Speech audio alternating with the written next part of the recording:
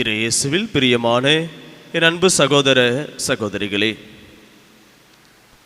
மூடிய இதயமே மிக மோசமான சிறைசாலை என்று நம்முடைய திருத்தந்தை 2ஆம் ஜான் பால் அவருடைய நினைவு நாளான இன்று நாம் நினைவு கூறுகின்றோம்.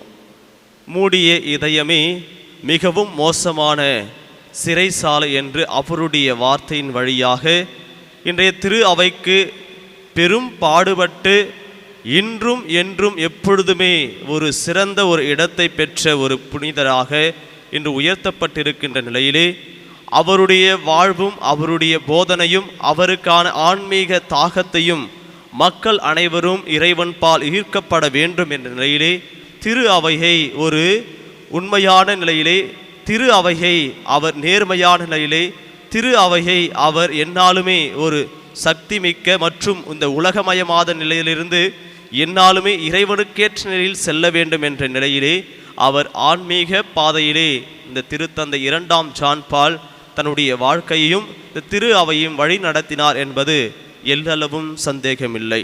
இந்த புனிதருடைய வாழ்வில், 2ஆம் ஜான் பாலுடைய வாழ்வில் அவர் எந்நாளுமே இறைவன் மீதும் அன்னை மரியா மீதும் ஆழமான நம்பிக்கை கொண்டு அவர் புதிய ஒரு இரகசியத்தை எழுதுகின்றார்.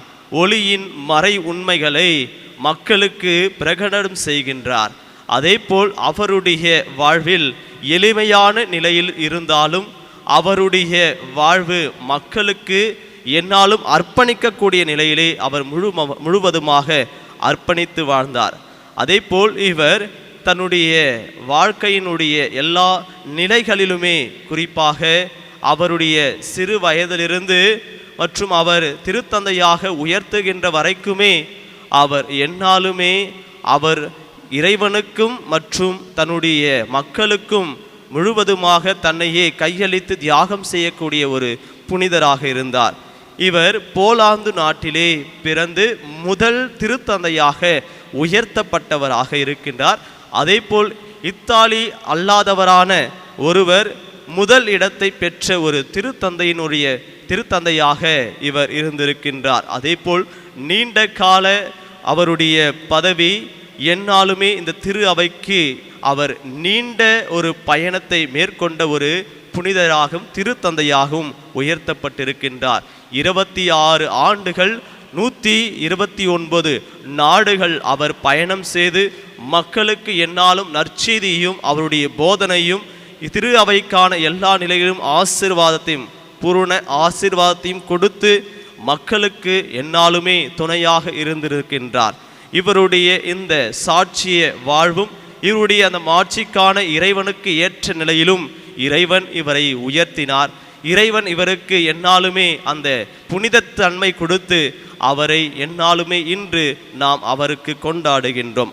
அன்பு சகோதர சகோதரிகளே, புனித ஜான் பால் அவருடைய வாழ்வு நமக்கும் ஒரு எடுத்துக்காட்டான வாழ்வாக இருக்க வேண்டும். ஏனென்றால் அவர் அன்னை மரியாள் மீது ஆழமான நம்பிக்கை கொண்டு தினம் ஜெபிக்கின்ற ஒரு செயல் வீரராக அவர் இருந்தார். அதேபோல் தன்னுடைய இதயத்தை திறந்த இதயத்தை திறந்தவராக எந்நாளும் இருப்பார். அதாவது மூடிய இதயம் எப்பொழுதுமே மிக மோசமான சிறைச்சாலை என்று அவர் சொல்வார். இந்த நிலையிலே நாம் இதயத்தை திறந்து இறைவனை அழைக்கக்கூடிய நிலையிலே நம் இதயங்களை திறந்து வைக்க வேண்டும் என்ற அழைப்பை கொடுக்கப்படுகிறது. இன்று வாசிக்கப்பட்ட நற்செய்தி வாசகத்தினுடைய ஒரு நிலையிலே பார்க்கின்ற பொழுது எந்த நேரத்திலும் திருடன் வருவான் என்று நாம் காத்திருக்க வேண்டும். அதாவது மானிட மகன் எப்பொழுது வருவார் என்று நாம் எந்நாளுமே ஆயத்த நிலையில், தயார் நிலையில் நாம் விழிப்பாயிருந்து காத்திருக்க வேண்டும்.